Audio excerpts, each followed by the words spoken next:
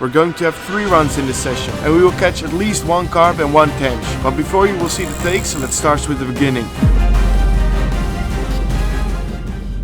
I located a few jumpers and knew that there were active fish in the area. Everything is recorded on the 19th of September 2022. We fished with 4 rods in total and 3 of them produced fish. I placed a rod on top of the spot where I saw a few fish jumping. These carp visited the spot after 2 minutes and 14 seconds. So if you find jumping fish in the morning, you should definitely place a rod there. The carp are clearly interested in the pop-up, but they first feed on the natural food. Listen closely to the next footage. Did you hear that sound? That is carp crushing zebra mussels. Watch the carp dropping the mussels in the next clip.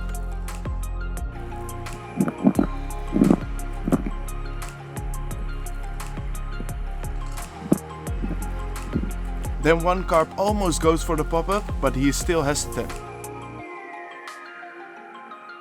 Watch the curiosity that the carp have for the pop-up.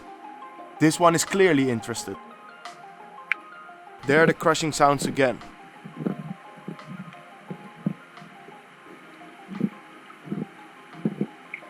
But now it's time for the take. And then I lost the carp, a hook pull. But let's go to the next rod where we caught a fish. I place the rig on the slope and the tench starts to feed on the end of the slope. This is what we see almost each time. The tench feeds on the free offerings and doesn't attempt to pick up the pop-up. In some cases the fish go for the pop-up straight away. However, on some occasions they feed on the free offerings first. But after feeding on the free offerings, the tench decides to go for the bright pop-up. It was interesting to see that the tench has the same feeding pattern as carp. The tench starts at the end of the slope and then feeds upwards the slope. But the session didn't stop there. Of course we had to catch a carp too. So let's go to the last underwater take. This is Steiner's rod and I'm genuinely proud of him for placing everything on its own. There he placed the wafter. There comes a carp, and watch closely. This carp has a bolie in its mouth for a long time. Let me put it in slow-mo. Another carp is joining the baited area and this one is feeding confidently. These carp also came to the spot within 4 minutes.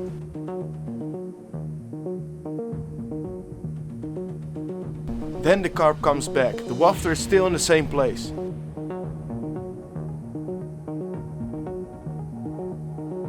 Watch what happened next. And then he goes for the wafter but doesn't get hooked. Why did we not hook this carp? Let's zoom in on the situation. The carp gets the wafter with the hook in its mouth. Then the rig straightens and the carp feels the tension.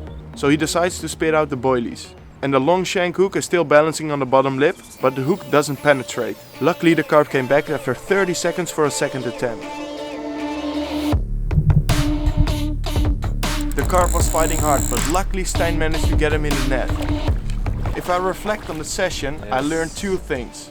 Firstly, place a rod where you see active fish. I saw a few fish jumping early in the morning and we had 3 runs within a few hours. Secondly, find locations with natural food like zebra mussels. The crunching sounds were fascinating to hear. Thanks for watching this video, I hope you learned something. Subscribe to our YouTube channel and watch a new video every Saturday.